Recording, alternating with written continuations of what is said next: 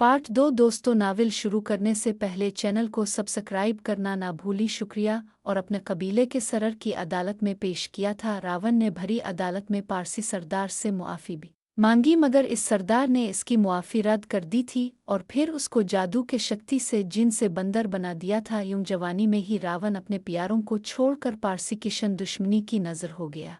रावण को जब किशन कबीले के लोग बंदर के शक्ल में देखते तो इनकी रगों का खून खौल सा जाता, मगर जिन्नात के कबीलों की ये परखों से चली आ रही ये जंग ताकत से नहीं बल्कि तिलिस्मी ताकत से जीती जा सकती थी। लालपरी को अपने बाप की महरूमी का एहसास हो गया। बाप और बेटी को फिर कबीले की परियों और जिन्नों ने आवाज़ दिली पर काप्रिस्तान किस्त 3 लालपरी और उसका बाप बरगद के दरख्त पर बैठे बातें कर रहे थे। तब कबीले के सरदार जिन ने आवाज़ दी, किशन आ जाओ, हम सारे समंदर के साहिल पर जा रहे हैं। दिवाली की खुशियां हम वहाँ मनाएंगे। किशन चौंक कर बोला, सरदार जी सभी जा रहे हैं? तो सरदार बोला, हमारी सारी सीना यहाँ रहेगी। पहले बूढ़े जिन और परियां जाएंगी, फिर बाद में जवान जूड़े जाएंगे। वापसी पर इस कबीले के नए प्रेमियों की शादी की रस्में शुरू करेंगे। लालपरी और उसके बाप किशन ने उड़ान भरी। दोनों बाप बेटी दिवाली की खुशियां मनाने बंगाल के साहिल पर चले जा रहे थे। लालपरी अब ऊंची उड़ान भर चुकी थी। बाप बेटी अपने पंख बखेरते हुए साहिली फजाओं में जा रहे थे। सारे जिन एक लाइन में जा रहे थे। लालपरी खुशियों के गीत सुनती खुशी से उड़ान भरती जा रही थी। उसकी पहली परवाज़ थी। उसके लाल रंग के पर बहुत भले लग रहे थे। लाल परों के साथ उड़ते हुए जब सूरज की धूप इसके परों पर पड़ती तो लालपरी की पंख फिजा में धनक का मंजर पेश करते। जल्द ही सरदार जिन ने जियदम जिये काली माँ बोला। सारे जिन्नात नीचे उतरने की तैयारी करने लगे। असल में ज़मीन पर उतरने का ये ख़ास मंत्र था जो ये जिन ज़मीन पर आते वक्त पड़ते और बहिफाजत अपनी पर समेट कर अर्श से फर्श तक आ जाते। दम और चमारी दरअसल परियों और चुड़ैलों की सरदार थीं। जिन्नात अपनी सरदार की इस वक्त याद करते जब मुसीबत में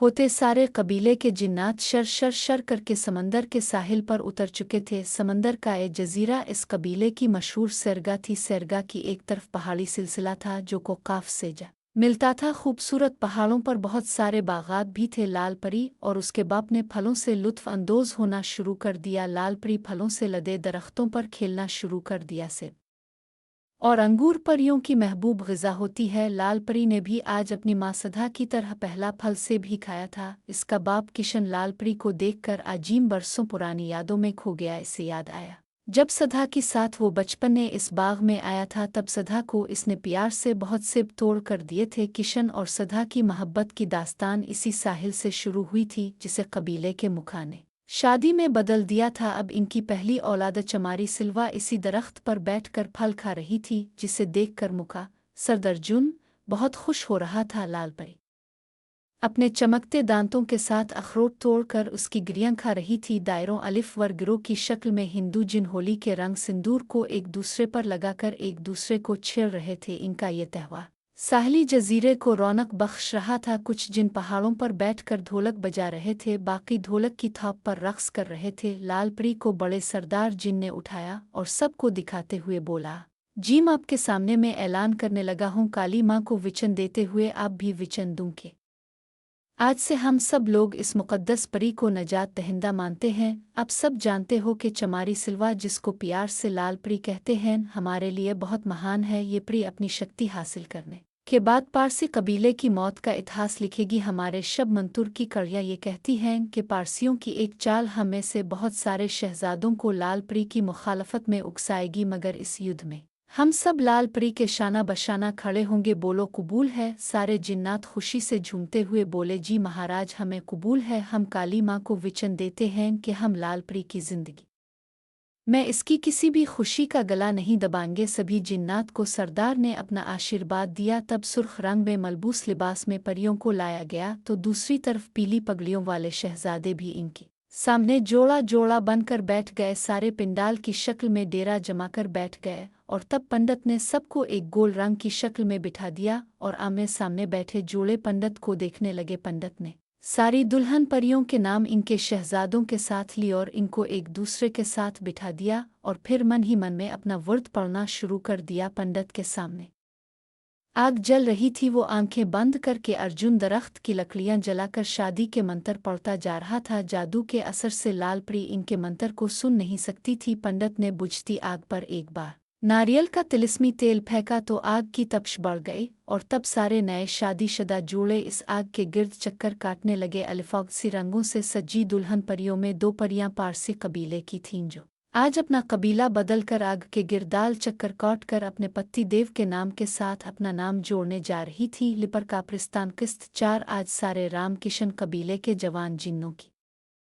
शादी का दिन था। शहजादे अपनी परियों के साथ जड़कर बैठे थे और सफ़ेद लिबास पहनकर सारी परियां अपने जोड़ों को प्यारे से देख रही थीं। पंडित ने मुहूर्त के समय को मद्देनजर रखते हुए गीता की शब्द पढ़ना शुरू कर दिए। अर्जुन दरख्त की लकड़ियां जल रही थी। सारे जोड़े बारी बारी अब इस आग के गिर चक्कर काट रहे थे। इनकी शादी हो चुकी थी, बहुत खूबसूरत बंधन में बंध चुके थे। सारी परियां उन पर फूलों की बरसात कर रही थीं। खुशियों के शादियाने बजाए जा रहे थे। बूढ़े जिन अब उन जोड़ों को प्रसाद खुला रहे थे। बूढ़े जिन और जवान जिन सब ग्रुप की शक्ल में पिंडाल सजाकर बैठे प्रसाद खा रहे थे। लालपरी सब कुछ देखकर बहुत खुश थी। सारे जिन बहुत प्यार से लालपरी को प्रसाद खुला रहे थे। समंदर के किनारे किनारे चलकर सारे शहजादे जिन पहाड़ की चोटी पर जाने लगे ताकि दरख्तों से फल तोड़े जा सकें और अपने बुजुर्गों को पेश किए जा सकें। तब बहुत तेज़ हुआ चलने लगी। हुआ कि इस गैर यकीनी दबाव को महसूस किया जा रहा था। हवाओं का ये शोर बिलावजा नहीं होता। जिन्नों की सरगाहों में तेज़ हवाएं अक्सर जंग का पेश खैमा होती हैं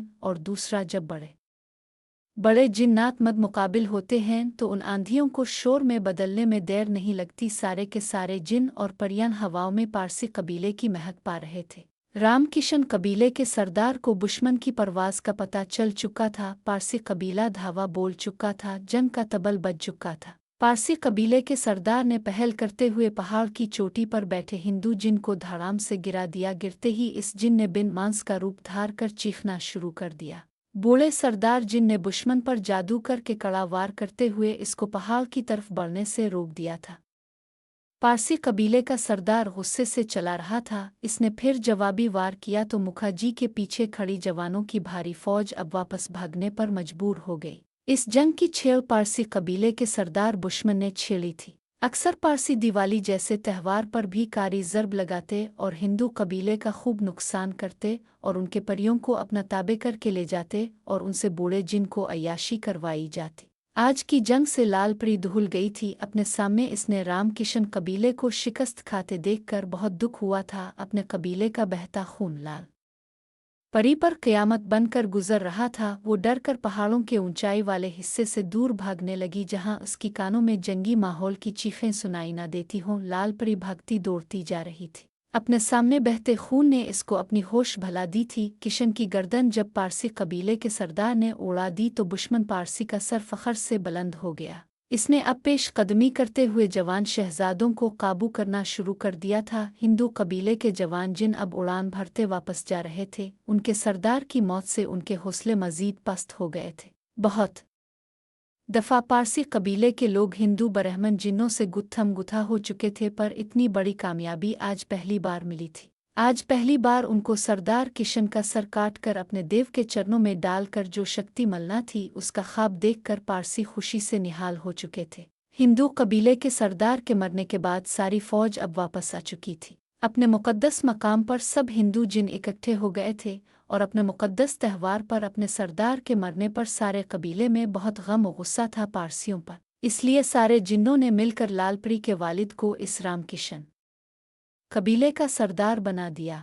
हर तरफ पूजा पाठ शुरू हो गई और आग जलाकर इस पर अपने परखों के बताए हुए मंत्र आजमाए जा रहे थे और उन पर उबूर हासिल किया जा रहा था ताकि पारसी कबीले से हिसाब चुका किया जा सके। मंदिर के सारे पुजारी आग जलाकर पूजा पाठ करते हुए पारसियों के मंत्र के असरात ज़ाइल करने के जतन कर रहे थे।